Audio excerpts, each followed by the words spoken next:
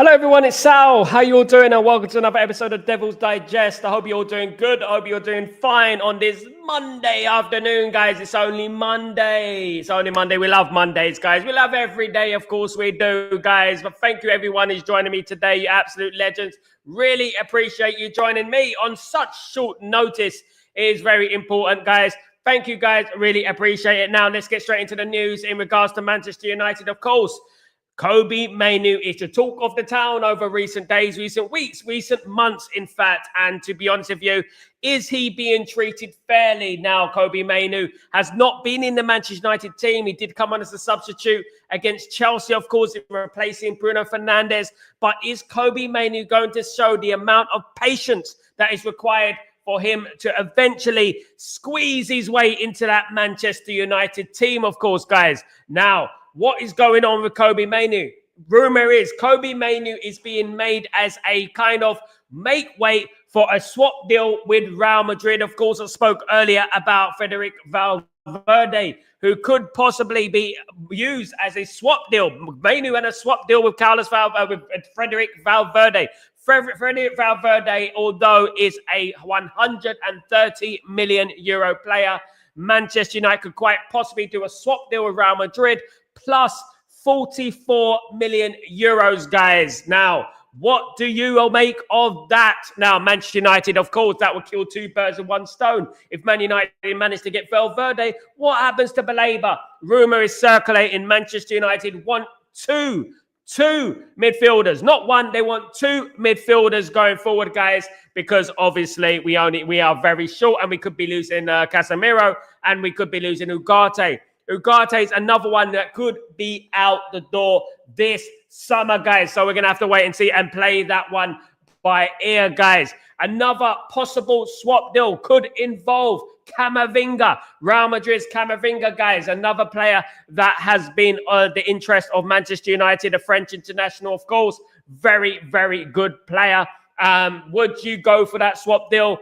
Valverde would be absolutely lovely, but obviously Camavinga is very lovely as well, guys. So lots of news circulating about Man United and the midfield. This is going to be very interesting. Of course, Carlos Baleba could be sold in January, guys, in January. So Manchester United could quite possibly sign Baleba in January. But we are not the only ones involved with the Carlos Baleba signing. Of course, guys, we're not involved in that at the moment. But Brighton have turned around and basically admitted defeat in regards to Carlos Baleba. They believe he's not performing to his best because his head has been turned by Manchester United, and they are willing to cash in on their prize asset, of course, guys, which has alerted Manchester United, guys. So there are more than one ways to skin a cat in regards to Man United, in regards to midfield options that Man United could possibly bring in. And Kobbie Mainoo, if Kobbie Mainoo does decide to leave Manchester United, he could be used as basically a make weight for a deal involving a Carlos Baleba, a Camavinga, or a Valverde, guys. So that this is something to be interested, very interested in. In regards to Carlos Baleba, Mainoo, that's going to be more difficult, of course, because obviously Kobbie Mainoo and would he want to go to Brighton? I don't think so, guys. It does seem very, very unlikely, guys, going forward, of course, guys. But look, I want to know what you guys think in regards to this, in regards to Kobbie Mainoo. Has Kobbie Mainoo been treated unfairly? Do you think he has to just be patient and wait for his opportunities? He did get a chance in the Manchester United team against Chelsea. But do you think it's enough? Do you think it's enough? Bearing in mind that the World Cup is at the end of the season and Kobbie Mainoo has not played enough minutes at this football club. Are we destroying Kobbie Mainoo's future here? And we have to really take this very seriously, because Kobbie Mainoo played for England in the last European Championships. I'm sure he doesn't want to miss out on a World Cup as well, guys. So that is very important. Let me just say hello to everyone who's involved in the stream today. Big up, Stephanie. How you doing? Hope you're doing well. Good to see you. Eric, what's going on, my friend? Hope you're doing well. How legit is the source? Don't see where he fits into that Madrid squad. Real Madrid have to offload some players if they're going to bring in some players. They've got a big stack of midfield players that Real Madrid need to remove. That's not to say that these players are not incredibly talented. They are very talented. Some of these players are very talented, and I would say that. Big up, Arrest to see how you doing, my friend. Hope you're doing well. But what we have to understand is that we need to bring in a player that is going to make the difference for Manchester United. We need players that are going to be the difference. Like, you know, it's going to be, we can't go lower than Carlos Baleba. We can't go lower than Kobbie Mainoo. We need to go above it. If we're going to replace any of these players, we need to go just about as good or above it. You know, Camavinga fixed that bill. Very good player, of course. Valverde, world-class player, of course. Valverde, it just seems like a dream. It just seems like a dream because obviously what Valverde is. Valverde loves Real Madrid. He's a Spanish international, one of the best players in the world. It'd be very difficult to get a player like Valverde. And also, Valverde is 27 years old. Would he want to be going to Manchester United is the biggest question, of course, guys, that we have to ask ourselves, of course, guys, on this Monday afternoon. Everyone, guys. But there is lots of news circulating around Man United. Lots of rumblings, lots of noises circulating this great football club.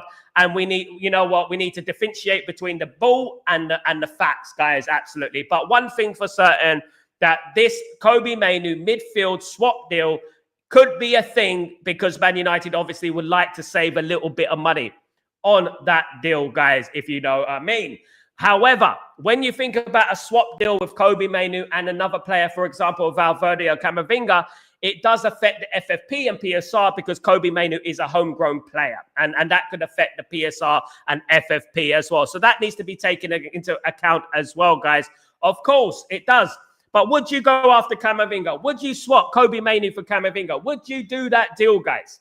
It is a tough one to say. I don't know. But what I would say is that Camavinga and Mainoo, they're a little bit like this for me. They're a little bit like this. Kobbie Mainoo, I love Kobbie Mainoo. I think he deserves more chances in the team. As we know, every single time we got the team lineup out, I'm like, where's Kobbie Mainoo? Why is Bruno in the midfield? Bruno shouldn't be in the midfield. I've said it hundreds of times, you know, and I do think he's been a little bit unfair, treated unfairly, to be honest with you. I really do think that. And luckily, Man United got the result against Chelsea. That was a great result against Chelsea, and we have to celebrate a result against Chelsea.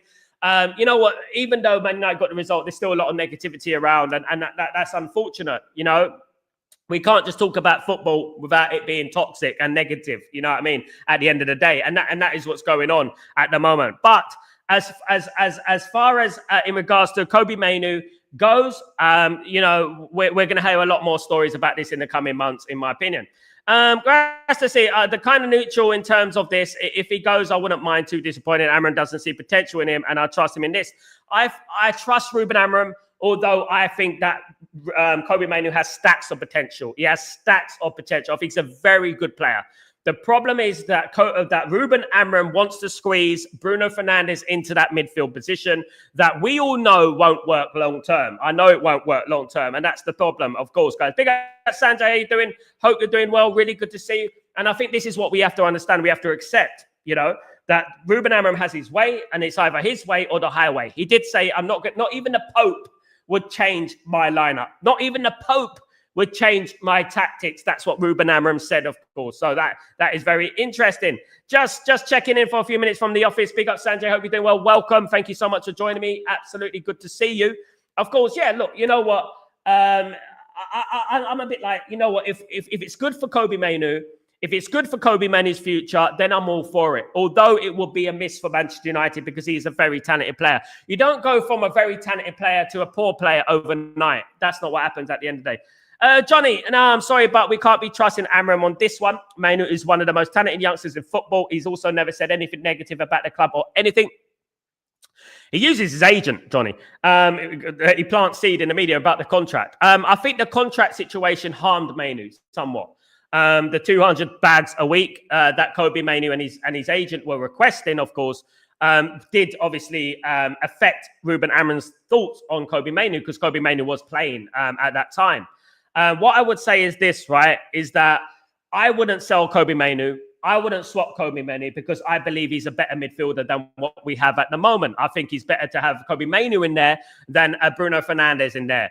But that's not to say that Man United, if it was between Carlos Baleba and Kobbie Mainoo, what would you do? What would you do? If you said, like, Man United could sign Kobbie Mainoo, could sign Carlos Baleba in a swap deal plus 44 million or plus a few million for Carlos Baleba, what would you do?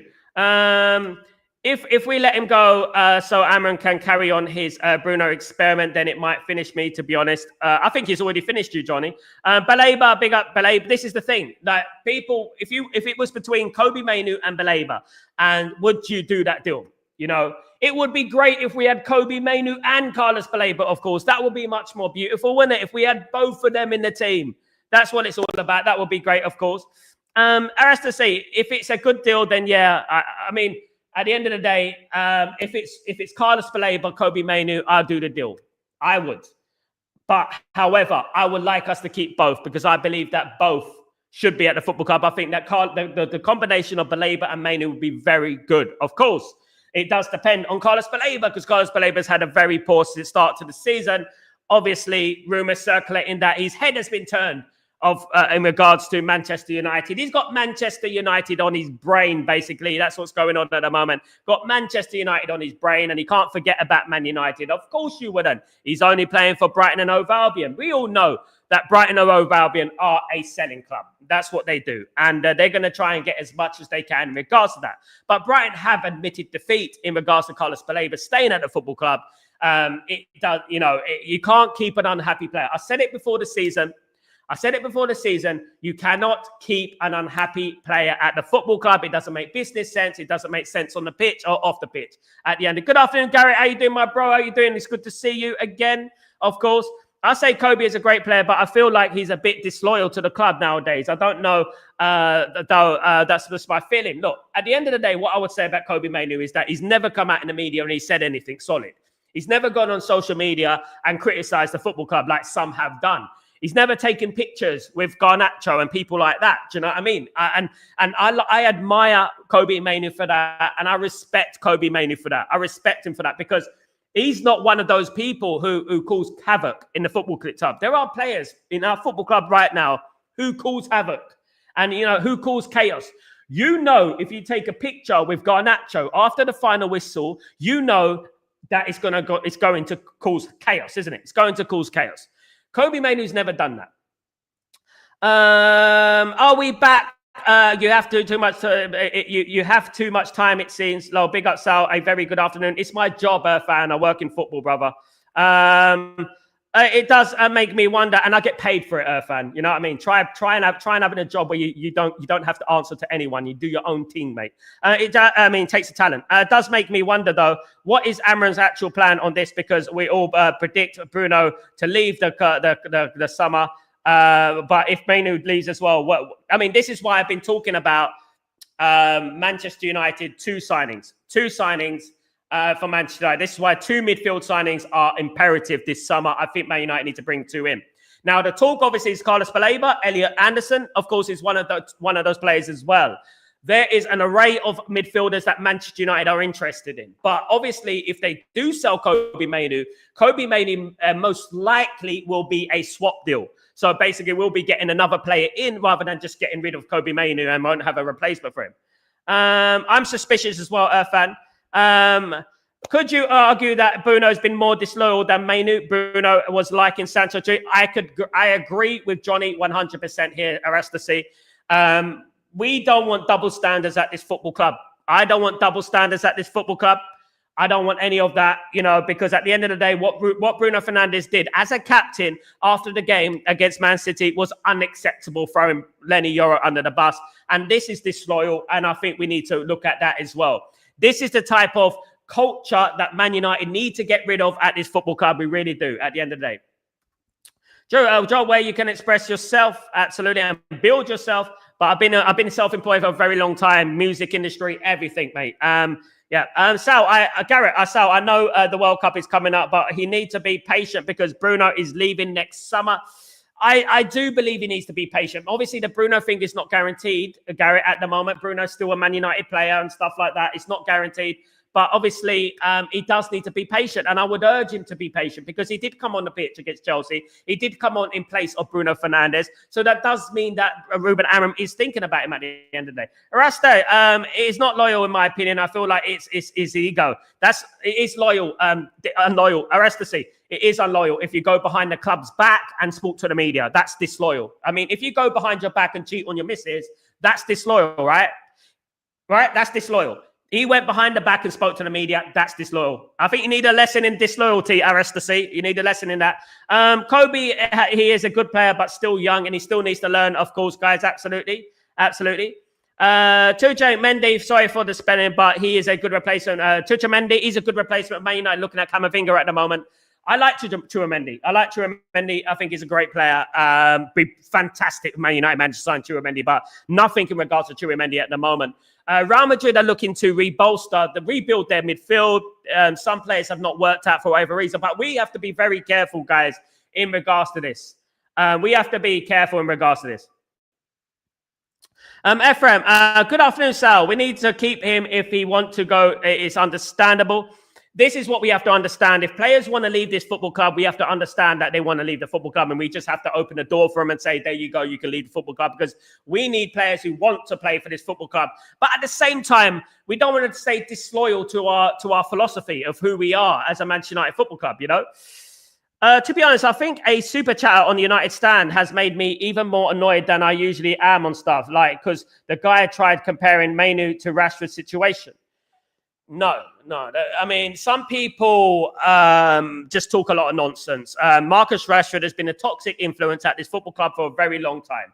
And that's evident in regards to coming in late for training for whatever reason. I don't know the reason. I'm not going to speculate. But for whatever reason, again, noise circulating Marcus Rashford in a negative way about turning up late for training.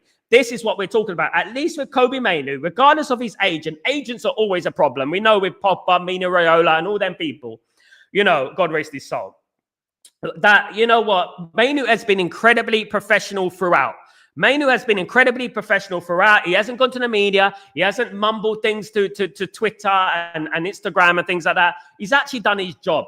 You know, I am annoyed by things like photos with our enemy. I'm annoyed by things like that. I get annoyed by that kind of disloyalty. I get annoyed by going behind people's back and going to the media. That's what Garnacho did. And I was a stern supporter of Garnacho. I was a big supporter of Garnacho. You know what I mean? Irfan, did everyone see the beef between Garnacho knocking out Euro Wild Woman? Yes, I spoke about it earlier, Irfan, in Breaking Dawn. No, Sancho disrespected the club to the highest level. So if Bruno was the most loyal, he'd avoid stuff like that. At the end of the day, loyalty is proof in the pudding at the end of the day. If someone goes behind the football club, the manager, remember, and Lenny Yoro, and goes to the media and says, oh, I don't like it where he played and blah, blah, blah, that is disloyal. That's backstabbing. That's backstabbing. But you're not going them telling them to their face, are you? You're not telling them to your face. You're telling them behind their back. And we have to understand that. We have to understand what disloyal is, because that is disloyal. And if someone does that, you know, then, you know, that shows you that they're problems. They're problems. Bruno Fernandes needs to go. I think that, and hopefully he goes in the summer. As much as people love him and call him a legend, he's nowhere near a legend at Man United, by the way. Absolutely. Not the captain that came 15th in the league. Yeah, at the end of the day, I would say that was awful. What he did was awful. But, you know, the only thing to make it up to us is just perform on the pitch. We got Brentford on Saturday. Let's get the deal done. Let's get the game won. We win the game against Brentford. We win the game against Sunderland. We are in a good place, guys. Honestly, I'm thinking that if we win those games, guys, it's going to be an element of positivity. Now, guys, let's not forget that we won the game against Chelsea. No one would believe in that we would win the game against Chelsea, but we won the game against Chelsea, and I'm happy about that. Garrett. So I think for now we must buy Premier League proven players to get at least back to the Champions League. Good point, Garrett. I agree. Then there's noise regarding Ahmed deleting IG posts, increasing Ahmed. And this is where you get Irfan. What do you think this happened? Why do you think he did that? Let's feel sorry for Ahmed. Let's feel sorry for him. Now, look, guys. Look, I don't advocate abuse. I've never done that. I don't abuse players. I don't swear at players. But it's just too much noise, man. If he's deleted Instagram for the sake of deleting Instagram because he wants to improve and he wants to concentrate on his football, fair play. And we don't know that, do we? At the end of the day, we don't know that, so we can't speculate. But what it does do, it does create a talking point, a subject area that the media can feed into, because that's what they want. That's what the media want. The media want a destabilized Manchester United. We have to remember that. The media don't like us. So whenever anything like this happens, it's something to like sort of stir the pot. Do you know what I mean? Bruno is no legend. No, not at all. Ahmad and Garnacho have the same agency, so the agency pressures players to do stuff like that, swapping shirt stuff. Yeah, but why are we the only club that do that? Why? We're the only club. Liverpool, City, Chelsea, Arsenal do not do that. We are the only ones who do that. Why? He should have said, no, I can't do that. F the agent. He said, no, I can't do that. It's going to cause problems. Or he should have asked his manager. I'm trying to find the Sky comments the game. Seems like they're still watching the game. Comments on the game. Seems like they're still watching the game. It seems like they've gone quiet, isn't it? We won the game, isn't it? Bruno is a legend. Maybe nowadays not so much, but he is a legend either ways. What he has done in the past deserved the legend. No, it doesn't. Aristide, please. Do not say Bruno's a legend. He is not a legend. You are a child, mate. You cannot say Bruno is a legend. He is not nowhere near a legend. Don't talk rubbish, Aristide. He's not a legend. I've seen it, done it, wore the T-shirt, met the player. I've seen all the legends at Man United. He's certainly not a legend. Don't give me that rubbish. A player that goes out and criticizes Lenny Yoro after a game. A player that likes Jadon Sancho's tweet. A legend? Are you joking me? Come on, man. Don't give me that low IQ, low Man United knowledge opinion, because that is that's recency biased. He's not a legend. He'll be a great Man United player in the future, but nowhere near a legend. Really bad comment, rest to see. If you say that one more time, mate, I swear to you. Sal, nowadays players are loyal for their teammate than the fans. It's sad to see, absolutely. These are kids, absolutely. Rashford up late on FIFA with Sancho and Garnacho, exactly. Now you have to do. You do have a good point, Sal. I believe our owners probably encourage it to at least the Glazers probably would also line up with the consistent training match winning posts. This is what we're talking about. The match winning team, things like that. That is exactly. You think that other content creators and things like that go mad when they see the match winning photos, because we don't care about match winning photos. We don't care about you and your mate. I don't care about that. I don't care about me and my mate. I care about the winning on the football pitch, guys. Absolutely. Sal, what's happening with Freedom Fighter on the bench for Aston Villa? That's what's happening to him. That's what happened to him at the weekend. And Aston Villa couldn't beat 10 men, Sunderland. Now, look, guys. Look, you're entitled to your opinion, but I have to call that bull. When I hear bullshit, I have to call it out. Sorry, guys, but I do. At the end of the day, I've seen a lot of footballers. I've seen the likes of Ryan Giggs, Paul Scholes, Gary Neville, Roy Keane, Brian Robson play for this great football club, Eric Cantona. And this category here, for me, is legendary status. Bruno is not in that category. I'm sorry. Bruno has lost many finals, has not challenged for a league title, has not challenged for a Champions League. I don't care about context. He's not a Manchester United legend. If he won the league at Man United, if he won the Champions League at Man United, class him a legend, because that legendary status gets thrown away willy-nilly like nothing. So Bobby Charlton's a legend. Dennis Law is a legend. Duncan Edwards is a legend. George Best is a legend. These are legends, guys. Ephraim, Sal, Bruno is nowhere. Bruno Fernandes is a legend. I mean, only people who don't know about Man United's history call Bruno Fernandes a legend. That is the only people that call, guys, absolutely. I missed the deal. Kindly run me through it, please, Sal. United paying the FF his salary. I'm not sure, mate. Not sure what you mean by that. Clarify if I'm not sure. The media are worse than the rivals talking about United. They love United, Stephen. Without Man United, they have nothing to talk about. You know what the most disappointing thing was this weekend is that Man United won for them. The fact that Man United won this weekend is what it is irritating them. Look, have you noticed how quiet it is? Have you noticed? Where's Simon Jordan? Where's all these clowns? Where are they? They're nowhere to be seen. They're nowhere to be seen because they know we won at the end of the day. Say, did you know that Ahmed was the only player who talked in depth with Garnacho on our pitch? I didn't like that. So did you know Ahmed was the only player that who talked in depth with Garnacho? Yes, I didn't like that, Dan, bro. You know what I say in life? What I say in life, about people who associate themselves with your enemy, they cannot be trusted. And that is what I'll say, guys. They cannot be trusted, guys. Garrett, exactly. We must forget about these owners. We must perform better on a pitch and get United pride back. Exactly. And that is what it's all about, my friend. Freedom Fire, I think it's a straight loner fan. Nothing. No frills, I believe, if I'm not wrong. Yeah, compared to those legends, maybe not. But modern terms, I feel no modern terms. Legend means legend. Legend means legend. The problem with your generation, I has to say, is that you get rewarded for mediocrity, right? In my day, we get rewarded for winning, for being the best. That's what the difference is.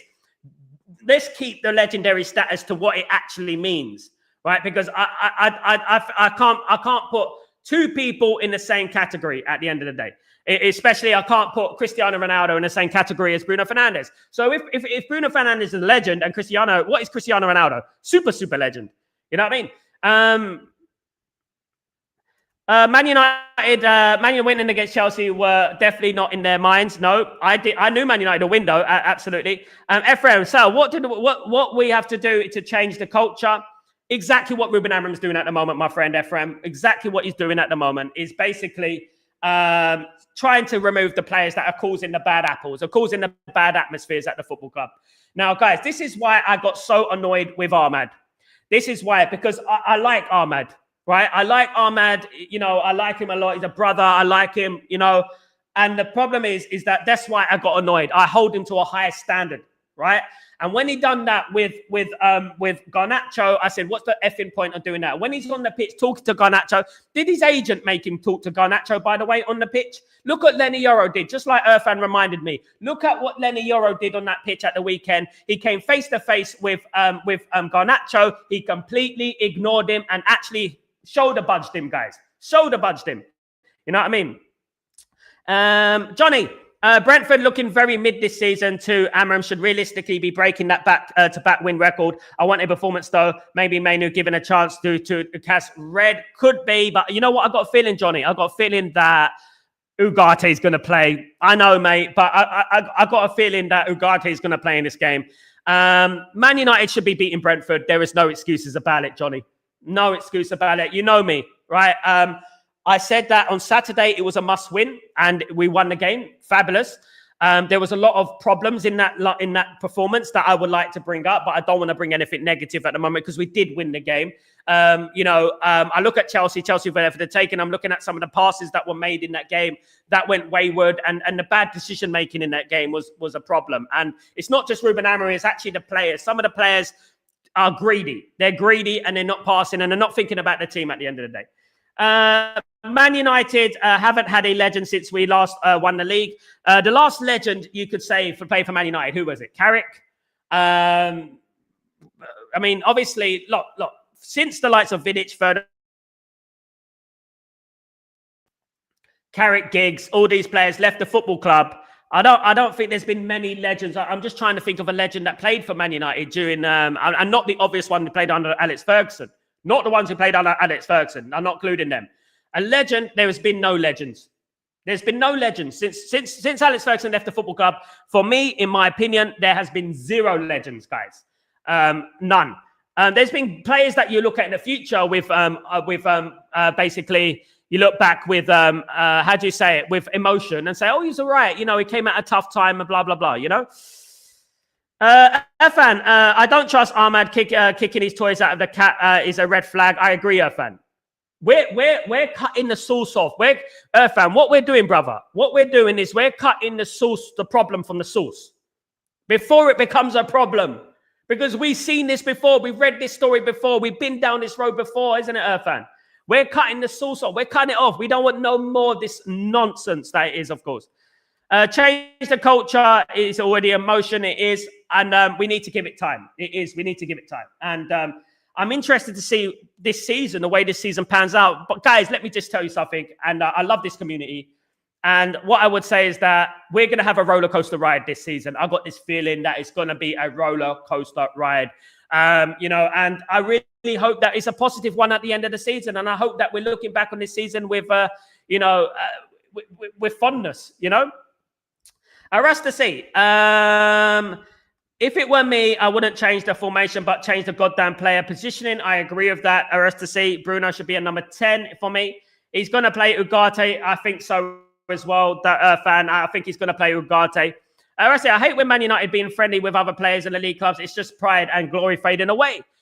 Guys, I come from a generation, right? And I hate to bang on about this because I think we should all be the same, because at the end of the day, there's great people in this world that invented things. You know, like your iPhones and your Samsungs, they didn't come from people from this generation. They didn't come from people, you know, who just happy to set mediocrity. They came from people who had a dedication, a drive. They put their life into making something happen. You know, when they had a dream, they made it happen. Nowadays, people don't know how to do things, what to do, and stuff like that.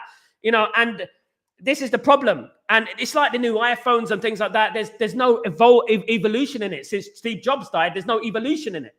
You know, and this is what's going on in regards to the work ethic and the putting your head down and studying and learning things. It's just at the window now.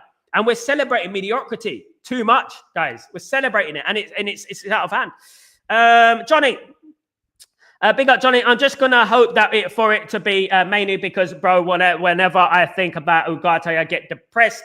I agree, Johnny. Look, I feel for Ugarte, but I also put this into the context of it, Johnny. I look at things for all angles. I do believe that Bruno playing in the midfield affects Ugarte as well, because I believe that Bruno Fernandes is not disciplined in that midfield area. He's not disciplined in that midfield area. He goes off to left back. He goes off to right back, and thus leaving the central midfielder isolated. And this is the problem, you know.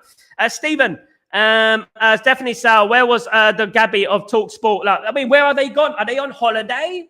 I can only imagine if Man United ever went and won the league, guys. Can you imagine? A lot of people would be unemployed. A lot of people would resign. They could probably leave on the count of mental illness, because, you know, the way that they talk, they dedicate their whole life to Manchester United. Do you know what I mean? Is CR7 a legend? He came back after Sir Alex Ferguson left. Yes, he is a legend. Yeah, CR7 is a legend. Who won the Ballon d'Or? CR7 at Man United. CR7 is a legend, indeed. One of the greatest players ever to play for Man United. Let's forget about when he came back to Man United and still scored 30 goals. You know, but in his initial stage at Man United, he's top 5, mate. I don't even know if you can question that. My goodness me. Goodness me. You guys are young. You don't know the levels. You don't know. Hello, Sal. Hope your day Rashford was late for training. I did jobs in life nobody else wanted to do. I've been working since 9 years old. Me too, brother. Late, never an option. Peace, brother. Sal. Me too, brother. I was a fishmonger. I used to do the fried chicken. I used to be a baker. I used to be a butcher. I've done everything, guys. You know what I mean? I worked in a hospital 5 years. Sal, Amram must start Sesko next game. No false 9. We have to give it. I mean, this is one thing. The one thing I would say about Amram is that I don't want him to play that false 9 against Brentford. Please, no. He needs to make sure that Sesko gets a goal, and Sesko needs to carry on playing regardless what it is, guys. Absolutely. Arresti, Ronaldo's success in them United years makes him a big legend, a massive legend. Ballon d'Or winner at Man United, Cristiano Ronaldo. Guys, 40 goals from wing. We didn't play free. We didn't play a 4-3-3. It was a 4-4-2. 40 goals from the wing. From the wing. David De Gea is the only one I agree, fan. Yeah, he's the only one. He became two-time player of the season as a goalkeeper. Didn't win the Premier League 2013, so I consider him one of the legends at Man United. And it's not only about the Premier League, it's about that he saved us many times, and he became the best goalkeeper in the world a couple of times, in my opinion, and that's why he will always be deemed a legend. Obviously, in the goalkeeping sense, you know. I think our last legend was Wayne Rooney or Ryan Giggs. Yeah, I mean, the players that weren't there when Alex Ferguson was there. The ones that didn't play under Alex Ferguson. And if you think about legends, there's not really anyone there, is there, to be honest?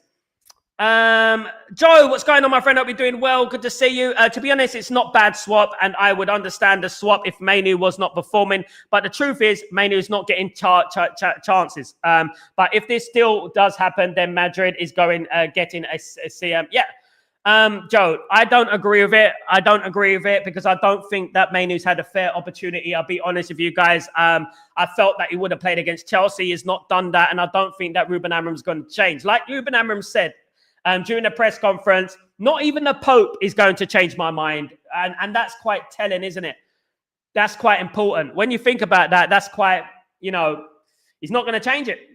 Sal, I think Kobbie is a 6. He will be good as a holding midfielder. I don't know. I think he's better as a number 8. He's a number 8 since he was a child, Garrett, I think. I don't think he can play that number 6 position. That's why when Casemiro comes off, Ugarte comes on, because Mainoo can't play the number 6. And that's the thing. That's why people cry about, when Casemiro comes off and Ugarte comes on. Oh, why didn't he bring on Mainoo? Because Mainoo's not a number 6, and that's why he does that, isn't it? Obviously, Ruben Amorim knows. Stephen, David is a Man United legend. I would say yes. Yes, I would say yes, because he won the Premier League and he became 2 times Player of the Season and a Golden Glove for Man United. So I would say, yeah, he is a legend. And plainly because as a goalkeeper level, because when you're looking at goalkeepers, there's not much competition there. So I would class him as just about a legend. He's not an elite player for Man United in regards to our great players, but I would just about class him as a legend with the league title. And I think so. Just about, or at the very minimum, a Man United great. Johnny, Gabby has gone on to training again, has gone to be up front for Villa next week. He's a clown, mate. You know what I mean? He's a clown. I mean, they're not going to talk now. They've got nothing to talk about. And that's what I mean. Sir Alex Ferguson installed the culture of no mercy, and Keane is evident of how ruthless it was. It put fear into the opposition and the respected Old Trafford. Now it's the opposite. Yeah, it is absolutely a fan. Dan, Man United's biggest legend is Sir Bobby Charlton or George Best. One of them, yeah. You have to bring in the treble winners, mate. You have to bring in the treble. You have to say that Beckham, Scholes, Keane, Giggs are big legends for Man United. And when they're no longer with us, we're gonna remember them fondly, and they will be deemed elite legends, guys. They are in that category, absolutely. Sir Bobby Charlton is the biggest legend, in my opinion. The reason that Sir Bobby Charlton is the biggest legend is because obviously the Munich disaster. He came from adversity, and he's what epitomized what a true Manchester United player should be. So when we're comparing players of today, the moaning little, throw your arms about little peanuts, right? We're talking about Sir Bobby Charlton, who almost sacrificed his life for this football club. You know what I mean? And that's where I come from. And that's where, when I talk about legends, that's what I say. Kobbie Mainoo at Madrid under Alonso scares me, to be honest. Probably becomes one of the best midfielders. Yeah, he would. Now, look, I know as well as you do, Johnny, that Bruno Fernandes should not be playing in that number 10 position. Absolutely not. I disagree with it. But what can I do, Johnny? What can I do? Joe, for me, the king, Eric Cantona, what a legend for me. One of the greatest, Eric Cantona. Yeah, sorry, I didn't mention his name before. Yeah, we got so many legends. So privileged. I feel so privileged, so honored to have witnessed these players. And you know what? I feel grateful for this, because not many people have, the people born after the situation, it's not their fault, and I'm not criticizing them, But what I would say is that if you didn't see those players play, my goodness me, because there is this short-term sort of thing where I see a lot of people downplaying David Beckham and stuff. I've seen people downplaying Eric Cantona, and it's basically recency biased because they didn't see him play. I'll tell you something about Haaland, who plays for Man City. There were about 30 Haalands in Europe at that time. About 30 Haalands. Haaland's definitely a good player, but there was about 30 of them, you know what I mean, back in the day. Fan, you will believe how happy I am that Villa is struggling. Time Gabby faced us, he ran his mouth, talk sport page. I mean, all of them. Simon Jordan, the lot, all of them. Martin Keown, the lot of them. They need to be put down. They need to be shown the door. What people forget about Ronaldo as well is that he left early. If he hadn't gone to Madrid that season and stayed at United, I reckon we would have had at least 2 more Premier Leagues, another Champions League. I agree, Johnny. 100% I agree. We were formidable. Imagine, Johnny, this, right? Imagine we kept Tevez, Ronaldo, and Rooney. It's such a shame that we didn't see that for a long period of time. It's such a shame, because that was unstoppable. Every time I used to go into games, I used to look at that team and I used to go, wow, Absolutely. I say Man United has the most legends in the world. We also birthed the best player. Yep, Man United are the best. Man United are pioneers, guys. Arastasi, Man United are the pioneers of English football. That is it. We believed in European football before any of those clubs believed in European football, right? To the point in 1958, they forced us to come home, right? Which is why we had to take off. And this is what we're talking about, guys. You know, but we won't get a minute silent every year just to thank the Busby babes, to thank Sir Matt Busby. We won't have minutes. They won't remember this because at the end of the day, all those Premier League teams enjoying their Champions League, let's remember where it came from. Let's remember who first believed in European football in England. They got to remember that, guys, because none of them did. And that's what I'm talking about. That's why we are the pioneers. When English football was in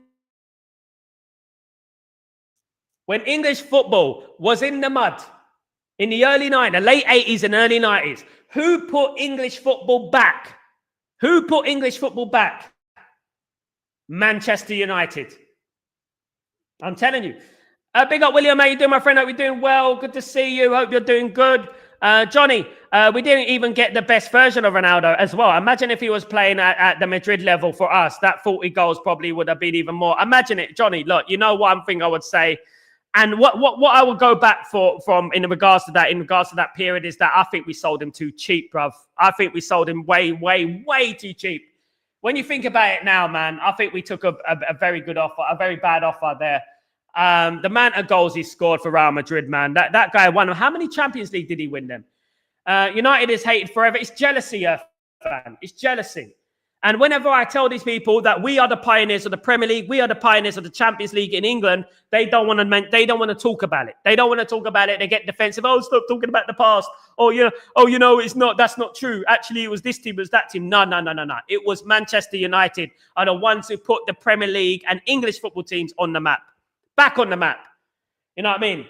Guys, if people know about hooliganism from the early days of English football in the late 80s and the 90s, boy, English football was in the mud. Man United came. Man United got Cantona. Rest is history. Man United got back in Europe. Man United dominated Europe. And that is what we're talking about, guys. You know what I mean? Proper legacy stuff. You know? And unfortunately, we've got a bunch of soft-hearted pillows that play for Man United at the moment. And many of them only care about social media, having a photo with my mate, and it drives me mad, to be honest.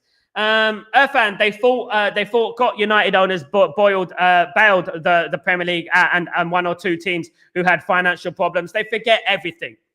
Now, look, Man United, as well as Man City had obviously a hand in helping Man United back in the war when we had bombs on Old Trafford and stuff like that. There has been history between us and stuff, and even Liverpool. Man United and Real Madrid have a very close history. Real Madrid actually dedicated one of their European Cups at the time to Manchester United after the Munich disaster because, guys, what people don't understand, and I want people to remember this, right?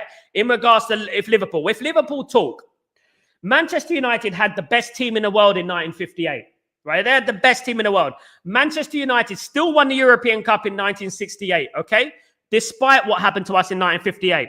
If that terrible disaster did not happen, Manchester United would be sitting here right now with 10 European Cups, 10 Champions Leagues. I'm telling you right now, we'd be sitting here with 10 Champions Leagues, guys.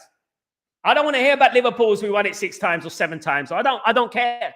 Man United would have dominated European football if that didn't happen. That's why when Real Madrid won it, they know that Man United would have dominated European football. Sal, United made them crying for years. They hate us, glory go Man United. 30 years of pain, ruined their childhoods. Or as I say, Real Madrid they still are in a way. They still are in a way. That relationship has sort of gone sour somewhat over recent years. Dan, bro, Man United's never say die attitude made us iconic team, and to play for us, you had to have that. You have to have a mentality, and nobody would be throwing their arms around. It's your fault. No, it's you. The great thing about Man United back then is that we took accountability for our own actions. We took accountability, and that is what it is, We always, what Alex Ferguson used to say, even if we're losing a game, right? He used to say, just try and get something from the game.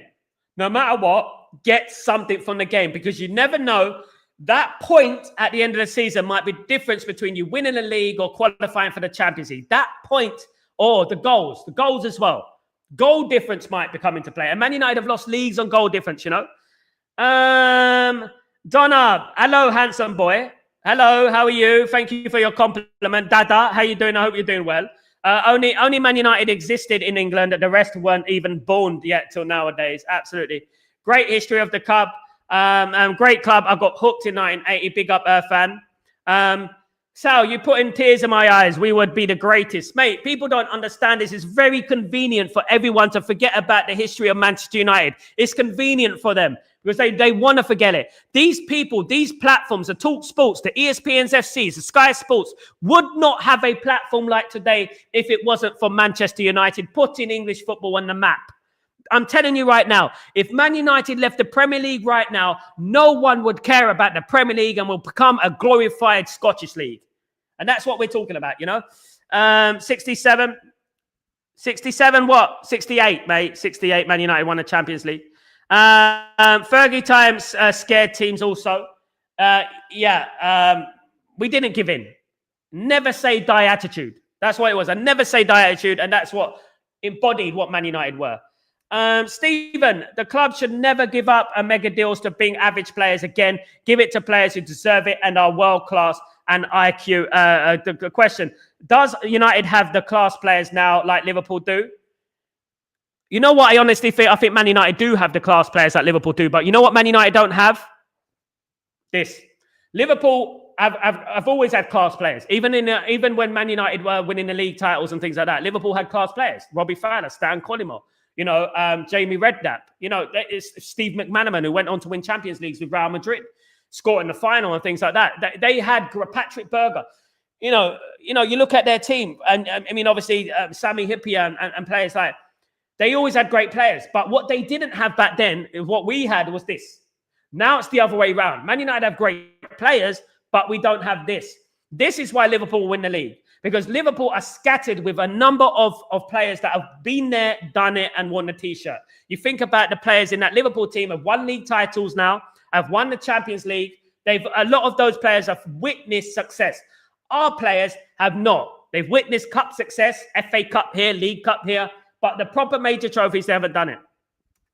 Big up, El. What's going on, my friend? How you doing? I'm good to see you, brother. I'm very well, thank you. True, Sal. So many so-called football journalists and now want to be jobless about United. Absolutely, man. 7-8 was the best team apart from 98. In regards to talent, Joe, 7-8 was the best team.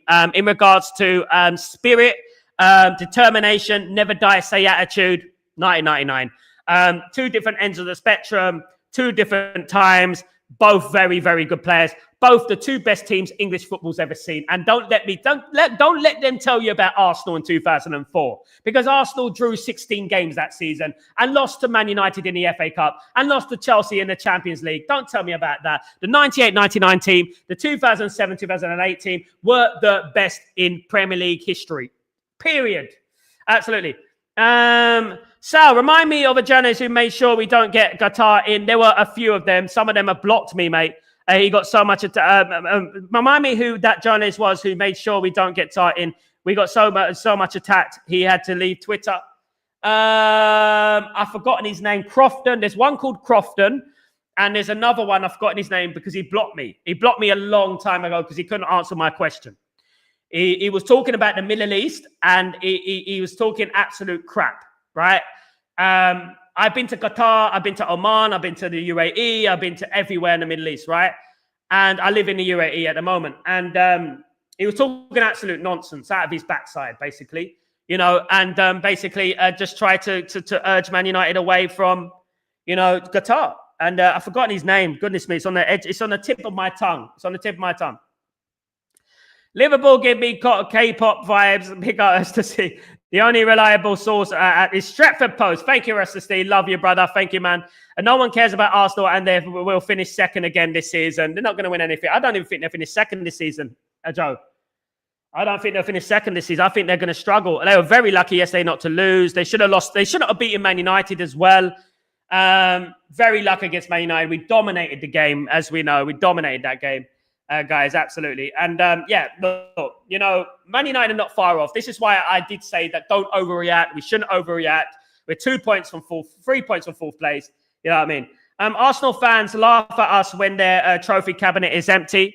It's standards, isn't it? Arastasi. They can't laugh at us at the end of the day when Eric Ten Hag won more than Arteta. They can't laugh at us.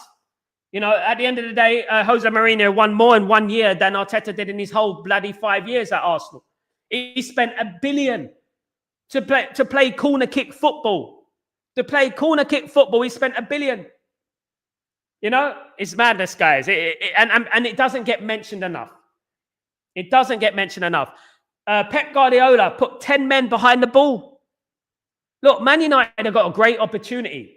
They got a great opportunity. We win the next 2 games, guys.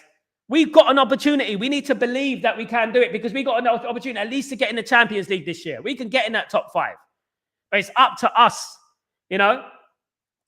I don't get why they don't sack Arteta because the media have created this myth that Arsenal are really this great team and Arteta has brought them from the doldrums of despair until the glory. They haven't done anything of the sort. They've done okay.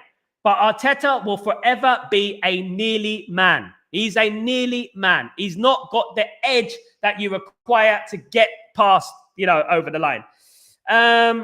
Big up, Ellen. How you doing, my friend? Hope you're good. Good to see you. Irfan, watch Arteta get sacked. They have no balls to win the Premier League. There's no excuses now.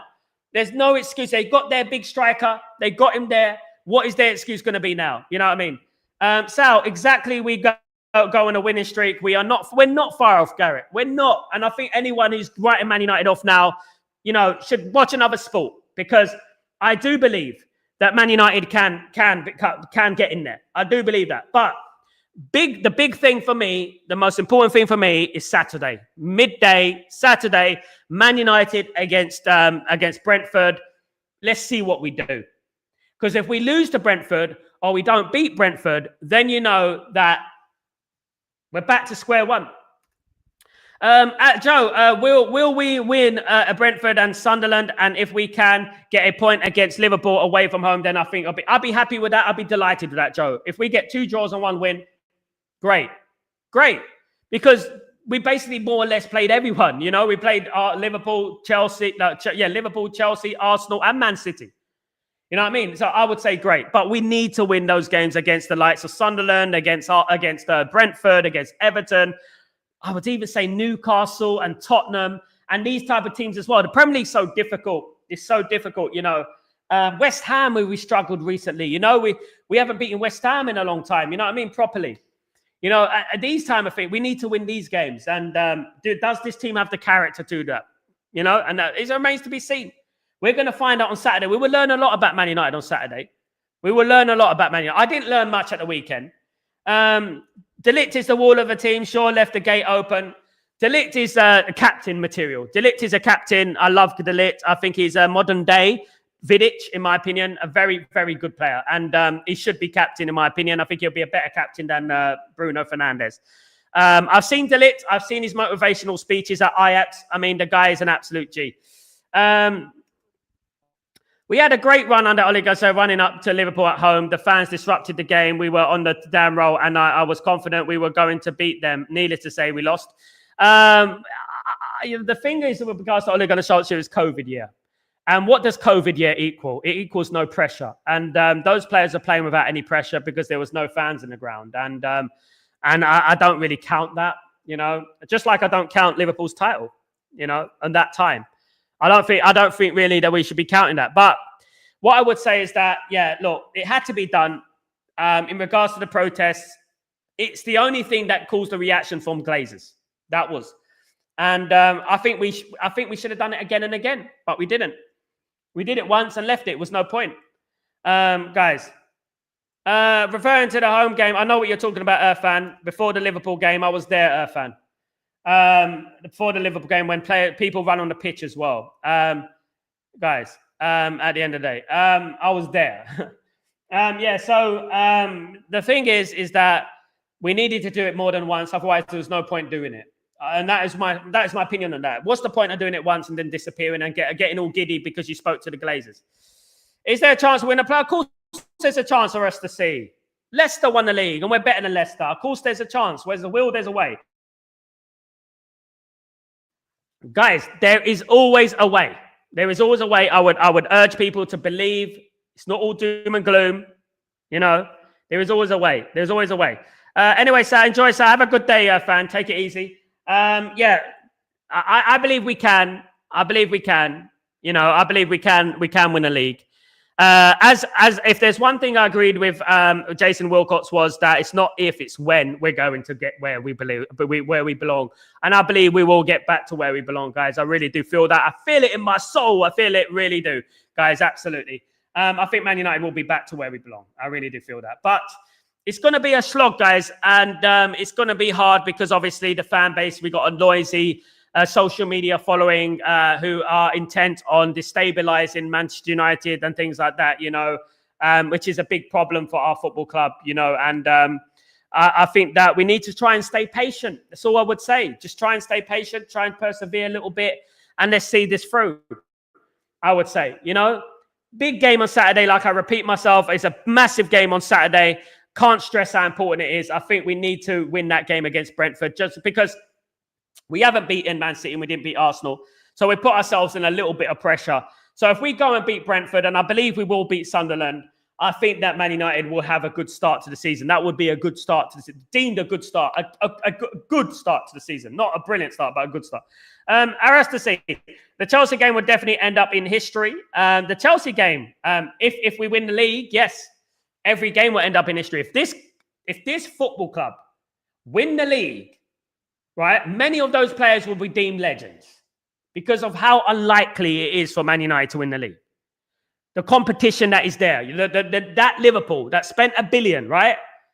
And they already were champions and they still spent $1 billion. You know, and that's what we're talking about. If this Man United team miraculously won the league, some of these players will be deemed legends. But that is until they win the league. They have to win the league. They can't, like, you can't class any of them at the moment. Sorry. You can't. And the thing is that I believe we can. I don't believe we're as far off as some people think. There's a lot of people want to be doom and gloom. And then when we're not as far off as people think, guys, let me just tell you that right now. We're not. And I would say that we have to believe, we have to support the manager.